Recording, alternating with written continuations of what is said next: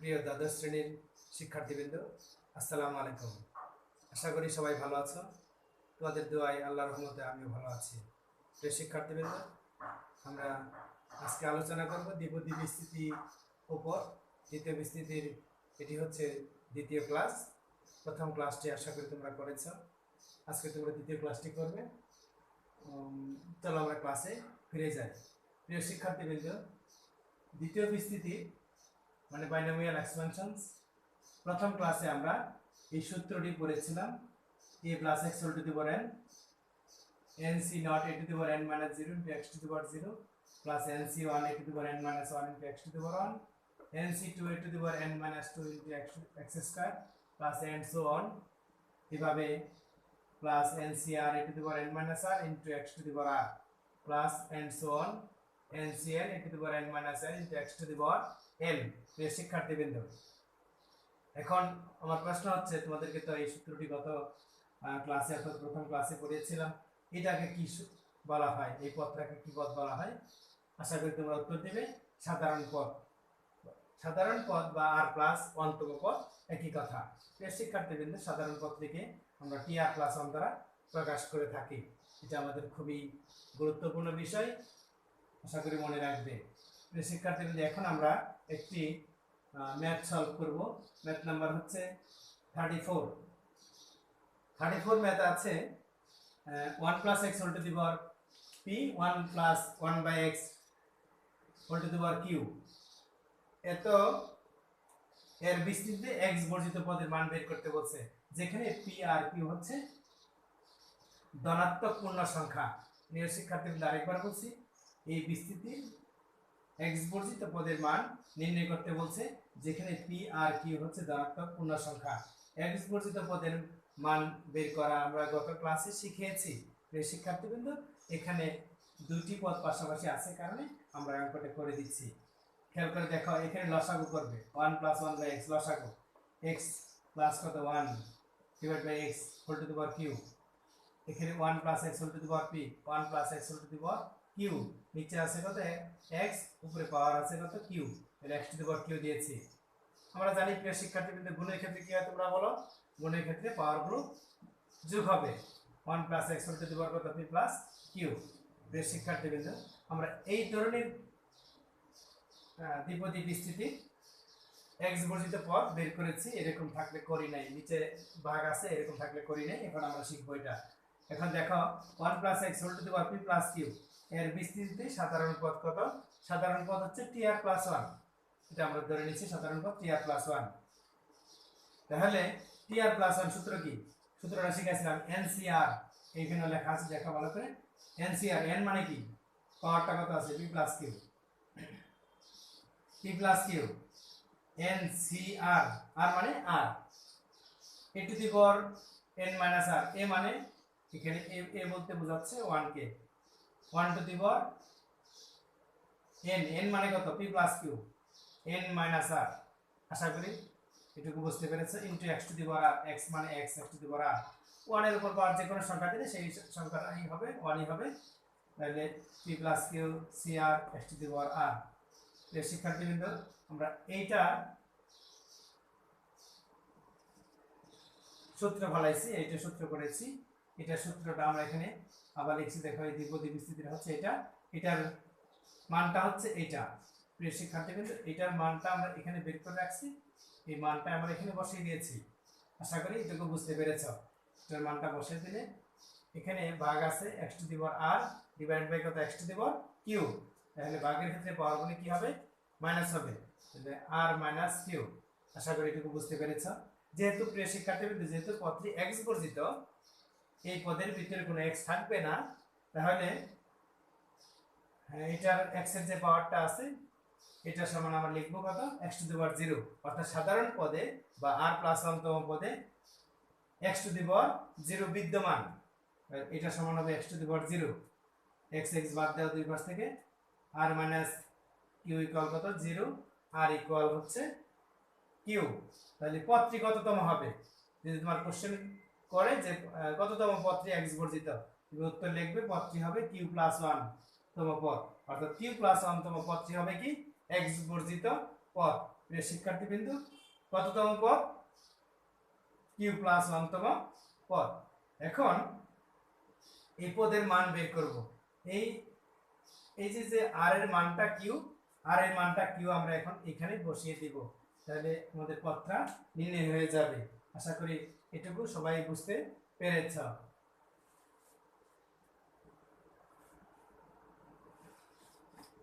দেখো সবাই লেখো নির্ণয় মান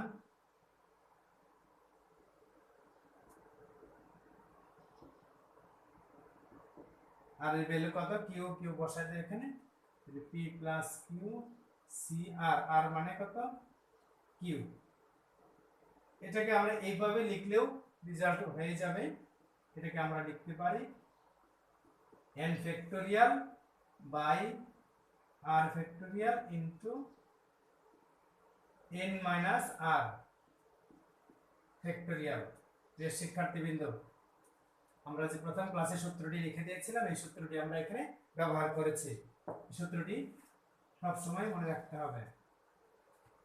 এখানে কিউ আর কিউ কাটা যাবে, থাকবে কত? পি প্লাস কিউ ফ্যাক্টোরিয়াল, এখানে কিউ ফ্যাক্টোরিয়াল, আর থাকে কত? P factorial. এটি হচ্ছে আমাদের এই অঙ্কের সমাধান। আশা করি অঙ্কটি সবাই বুঝতে পেরেছ। প্রিয় শিক্ষার্থীবৃন্দ, এরপরে আমরা একটি মধ্যপদ নির্ণয়ের অঙ্ক শিখব। অঙ্ক নাম্বার হচ্ছে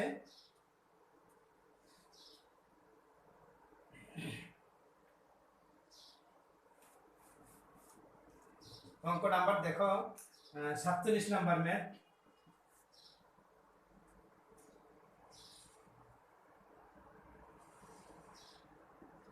two minus 3/x whole to the power 12, এত এর বিস্তৃতির মধ্যপদ নির্ণয় করো। প্রিয় শিক্ষার্থীবৃন্দ, মধ্যপদ সম্পর্কে আমরা প্রথম ক্লাসে কথা বলেছিলাম যে এটার power 2 minus 3/x whole to the power 12, এটার ঘাত বা পাওয়ারটা জোড় নাকি বিজোড়? প্রিয় শিক্ষার্থীবৃন্দ, তোমাদের নিঃসন্দেহে মনে আছে যে পাওয়ারটা যদি জোড় হয় মধ্যপদ হবে একটি। এত এর বিস্তৃতির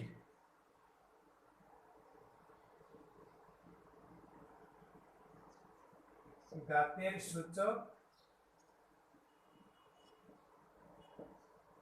জোড় সংখ্যা, ঘাতের সূচক জোড় সংখ্যা। জোড় সংখ্যা হলে মধ্যপদ কয়টি হবে? মধ্যপদ হবে একটি। প্রিয় শিক্ষার্থীবৃন্দ, এখানে জোড় সংখ্যা হলে মধ্যপদ একটি, অর্থাৎ পদের সংখ্যা হবে বিজোড়। সুতরাং মধ্যপদ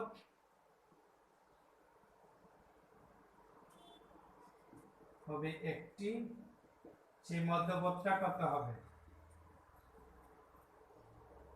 মধ্যপদটি হচ্ছে,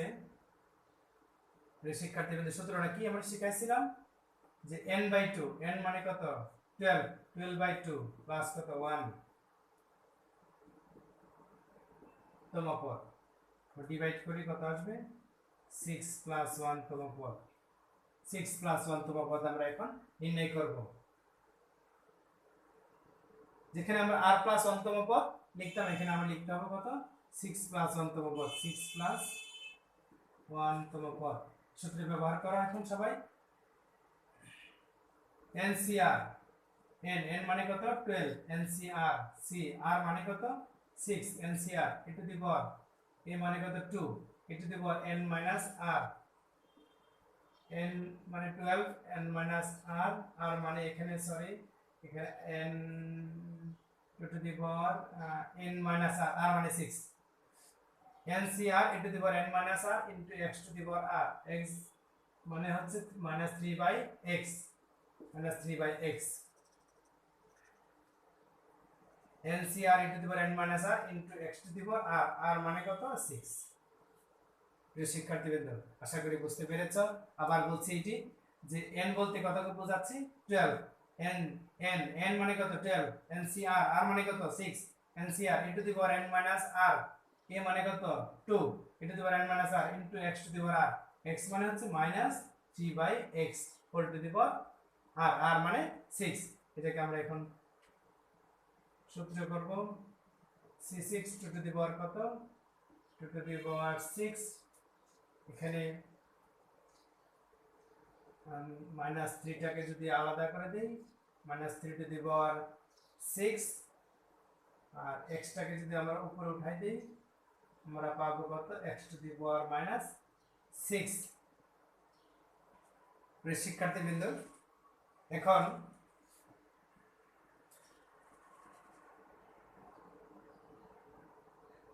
আমরা পেলাম কত 12c6 ইনটু 2 টু দি পাওয়ার 6 মাইনাসের উপরে পাওয়ার আছে জোর, এটি আমরা মাইনাসটা ক্যান্সেল করে দিতে পারবো।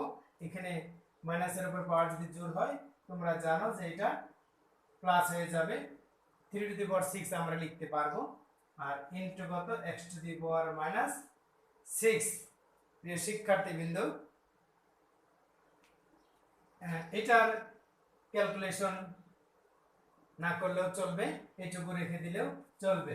প্রিয় শিক্ষার্থীবৃন্দ, এখানে আরেকটা বিষয় খেয়াল করে দেখো যে মধ্যপদটা হবে কততম পদ, এখানে মধ্যপদটি হবে 6 + 1 অর্থাৎ সপ্তম পদ হবে, 7তম পদ হবে মধ্যপদ।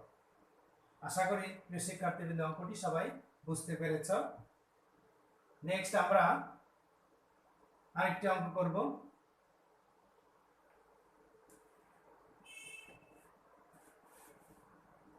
ভেরি ভেরি ইম্পর্টেন্ট একটি ম্যাথ, সবাই অঙ্কটি করবে, খুবই গুরুত্বপূর্ণ ম্যাথ। মধ্যপদের অঙ্ক এটা, x - 1/x whole to the power 2n এত এর বিস্তৃতি মধ্যপদ নির্ণয় করতে বলছে। প্রিয় শিক্ষার্থীবৃন্দ, এখন মধ্যপদ আমরা কিভাবে বের করব? মধ্যপদ নির্ণয়টা আমরা একটু আগে শিখেছি, মধ্যপদ নির্ণয়ের সূত্রটি। এখন এই যে পাওয়ারটা আছে 2nটা কি জোড় নাকি বিজোড়? প্রিয় শিক্ষার্থীবৃন্দ, নিঃসন্দেহে তোমরা বলবে যে এটি জোড়, কারণ n এর যে কোনো মান বসাইলে এটা জোড় আসবে। তাহলে মধ্যপদ হবে কি, এই গাত্রা হবে জোড়। এত এর বিস্তৃতিতে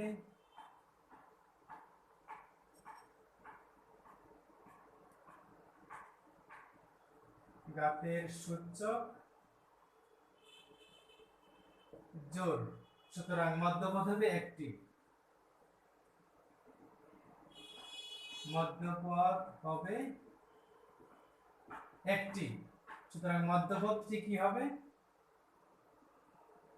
মধ্যপদটি একটু আগে আমরা সূত্র লিখেছি n/2 প্লাস 1তম পদ।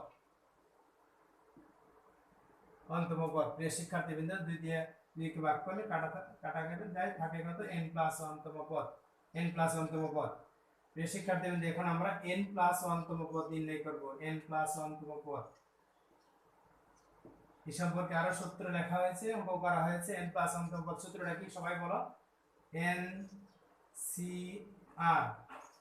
NCR n মানে কত 2n, NCR a two the power a মানে কত? প্রিয় শিক্ষার্থীবৃন্দ সবাই বলো, a মানে x a two the power n r into কত বলো x to the power r, x মানে কত -1/x x to the power r, r মানে কত n। এখানে প্রিয় শিক্ষার্থীবৃন্দ 2n cn x to the power n -1টাকে যদি আমরা একটু আলাদা করে দিই, -1 to the power n into কত আসে x to the power n।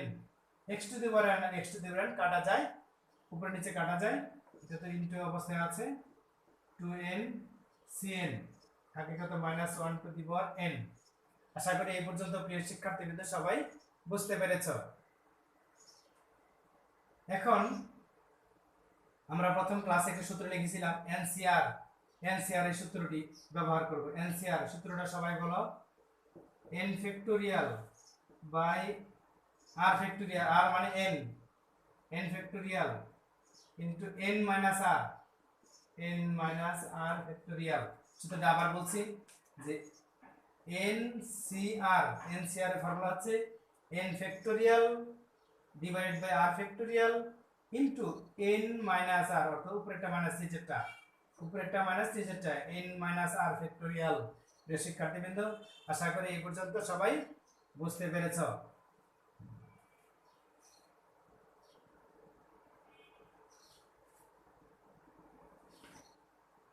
এরপর থেকে দেখো কি আসবে, ফ্যাক্টোরিয়াল 2n। প্রিয় শিক্ষার্থীবৃন্দ, ফ্যাক্টোরিয়াল 2n দ্বারা বোঝায় যে 1 থেকে শুরু করে 2n পর্যন্ত সংখ্যাগুলোর গুণফল বোঝায়। ফ্যাক্টোরিয়াল 2n হচ্ছে লাস্ট পদ, আমরা একদম লাস্ট পদ লিখতেছি। দেখো 2n এটা হচ্ছে লাস্ট পদ। এর আগের পদটা কত আসবে তাহলে 2n minus 1, এর আগের পদ 2n minus 2, এর আগের পদ 2n minus 3, and so on and so on, 6 5 4 3 2 1 এইভাবে আসবে। নিচে আসছে কত ফ্যাক্টোরিয়াল n ইনটু 2n থেকে n মাইনাস করলে, সরি এখানে একটা সংখ্যা বাদ করছে, -1 টু দি পাওয়ার n, আর থাকে কত এখানে দেখো ফ্যাক্টোরিয়াল n, এখানে আছে -1 টু দি পাওয়ার n। এই সংখ্যাটি লিখে নাও। প্রিয় শিক্ষার্থীবৃন্দ, আরেকবার বলছি যে ফ্যাক্টোরিয়াল 2n, ফ্যাক্টোরিয়াল n দ্বারা কি বোঝায়, ফ্যাক্টোরিয়াল n দ্বারা বোঝায় 1 থেকে শুরু করে 2n পর্যন্ত সংখ্যাগুলো গুণফল বোঝায়। ফ্যাক্টোরিয়াল 2n দ্বারা কি বোঝায়, 1 থেকে শুরু করে 2n পর্যন্ত সংখ্যাগুলো গুণফল বোঝায়। ফ্যাক্টোরিয়াল 4 দ্বারা কি বোঝায়, যে 1 থেকে শুরু করে 4 পর্যন্ত সংখ্যাগুলো গুণফল বোঝায়। প্রিয় শিক্ষার্থীবৃন্দ, এখানে ইনটু দিয়ে দিলাম 1 into 2 into 3 into 4 into 5 into 6, এভাবে and so on 2n - 1 into 2n, অর্থাৎ 2n আমরা শেষ পদ ধরে, 2n হচ্ছে এখানে শেষ পদ, তার আগের পদ হচ্ছে এক কম, তার আগের পদ আরেক কম, আগের পদ হচ্ছে আরেক কম, এইভাবে চলতে চলতে 6 5 4 3 2 1 আসবে। নিচে যা আছে লিখেছি। প্রিয় শিক্ষার্থীবৃন্দ, এখানে জোড় সংখ্যা আছে, বিজোড় সংখ্যা আছে। বিজোড় সংখ্যা কোনগুলি 1 3 5 ইনটু দেখো 2n - 1, এগুলো হচ্ছে আমাদের বিজোড় সংখ্যা। জোড় সংখ্যা কোনগুলো আছে, জোড় সংখ্যাটা আলাদা করে নিই, 2 4 6 এইভাবে 2n। নিচে আছে factorial n into factorial n, পাশে আছে -1 টু দি পাওয়ার n। প্রিয় শিক্ষার্থীবৃন্দ, 1 3 5 এইভাবে 2n - 1, সরি 2n - 1, আর এখান থেকে একটি 2 কমন যাবে। এখানে n সংখ্যক উৎপাদক আছে, 2 কমন যাবে, আসবে 2 কমন গেলে এখানে 2 টু দি পাওয়ার n, এখানে আসবে 1 2 3 into and so on n। প্রিয় শিক্ষার্থীবৃন্দ, আশা করি এটুকু বুঝতে পেরেছ। এখান থেকে আমরা 2 কমন নিয়েছি, যেহেতু n সংখ্যক উৎপাদক আছে, 2 টু দি পাওয়ার n আসবে পাওয়ার। নিচে কত আছে factorial n into factorial n, এখানে আছে -1 টু দি পাওয়ার n।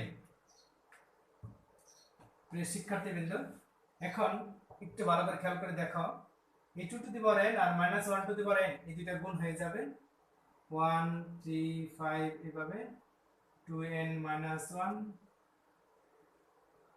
আর দুটো এর সাথে গুণ হয়ে যাবে 1 2 3 and so on n। এটা মানে হচ্ছে ফ্যাক্টোরিয়াল n, আর এটা গুণ করলে আসবে -2 টু দি পাওয়ার n, কারণ 2 আর এখানে -1 গুণ হয়ে যাবে, 2 আর -1 গুণ হলে প্রিয় শিক্ষার্থীদের কত আসে -2, এরপর পাওয়ার আছে কত n, -2 to the power n। এখানে একটু খেয়াল করে দেখো n factorial into n factorial, n factorial উপরে নিচ থেকে একটা কাটা যাবে, থাকবে কত 1 into 3 into 5 and so on, 2n - 1, নিচে আসবে n ফ্যাক্টোরিয়াল, আর এখানে হচ্ছে -2 to the power n factorial. প্রিয় শিক্ষার্থীবৃন্দ, এটার মধ্যপদ নির্ণয়ের প্রমাণটি হচ্ছে এটি, 1 into 3 into 5 and so on 2n - 1 divided by n factorial into হচ্ছে পাশে -2 টু দি পাওয়ার n। প্রিয় শিক্ষার্থীবৃন্দ, অঙ্কটি বারবার প্র্যাকটিস করবে তোমরা। অঙ্কটি একাধিকবার প্র্যাকটিস করলে আরো সহজ হয়ে যাবে। আমার প্রাণপ্রিয় শিক্ষার্থীবৃন্দ, আজকে আমরা 3টা ম্যাথ নিয়ে ক্লাসে আলোচনা করেছি। আশা করি সবাই বুঝতে পেরেছ। আজকের আলোচনার উপর ভিত্তি করে তোমরা যে হোমওয়ার্কগুলো করবে হোমওয়ার্কগুলো সবাই একটু লিখে নাও।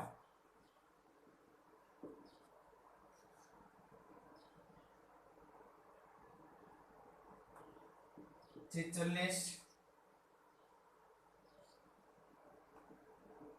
35, 53। প্রিয় শিক্ষার্থীবৃন্দ, এই তিনটা ম্যাথ তোমরা হোমওয়ার্ক করবে আজকে। আজকের হোমওয়ার্ক কি? 46, 35, 53। আজকের আলোচনার মধ্যে থেকে এই এই তিনটা হোমওয়ার্ক তোমরা অতি সহজেই করতে পারবে। আশা করি অঙ্কগুলো বুঝতে পেরেছ। সবাই তোমরা ভালো থাকবে, সুস্থ থাকবে। আজকের মতো ক্লাসটা এখানেই শেষ করছি। আল্লাহ হাফেজ।